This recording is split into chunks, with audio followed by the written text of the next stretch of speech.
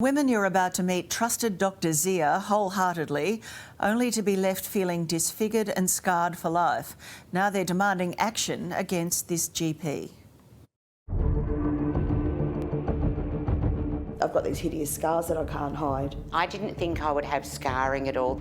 Dr. Zia, Chris Allen from A Current Affair, wondering if I could ask you some questions. I was really traumatised after having it done. They say they were horrified by the scarring that they've ended up with months after the event. Some patients too have got unrealistic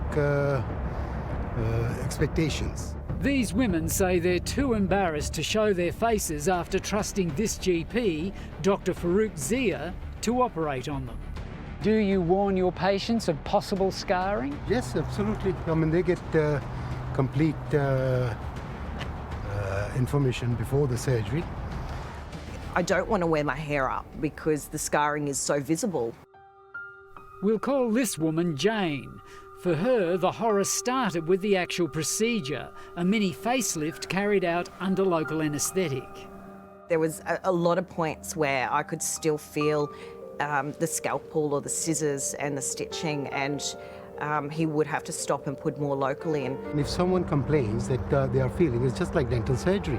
In dental surgery, if you get more pain, you get more anesthesia. It was a nightmare. Karen says she had the same experience. He'll start like cutting and stitching, but there were times when I had to say, oh, no. Susie also claims she needed more anaesthetic.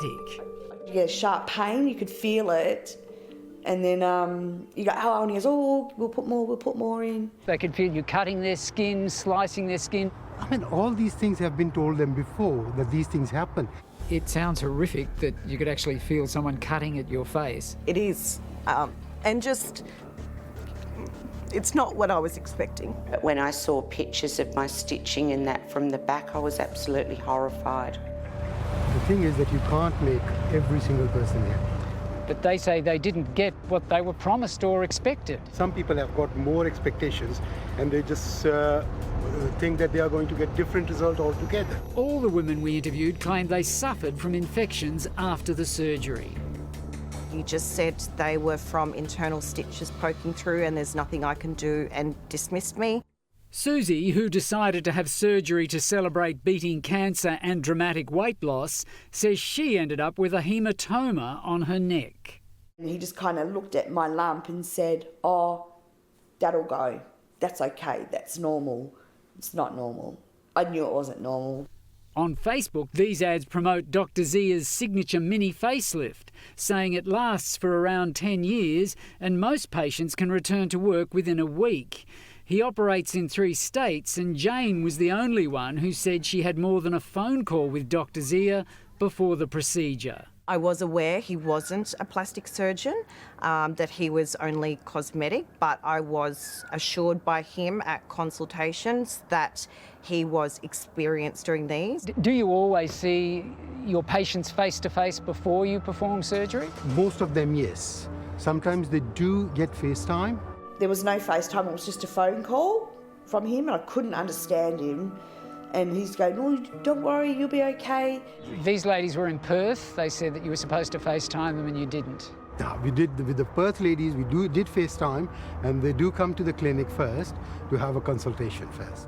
But Susie and Karen say the first time they saw Dr. Zia was the day he operated on them. Most surgeons will have multiple consultations with a patient before any major surgical procedure. Dr. Ian Chinsey is a cosmetic surgeon. After the initial consultation, it is compulsory to have a 7-day cooling off period, and during this time, patients are meant to go home, think about the procedure itself, think about the risks, potential complications. This isn't the first time Dr. Farouk Zia has been questioned. In 2018, the Professional Services Review Agency found that he'd billed services inappropriately and failed to keep adequate records. I don't have to explain that what has happened. It's a long story. In the PSR Committee's final determinations, it says Dr. Zia did not always record sufficient clinical content to justify billing the item that he claimed, and he was ordered to repay $440,801 to the Commonwealth. All the women we spoke to say the mini facelift didn't work and worse still left them feeling disfigured.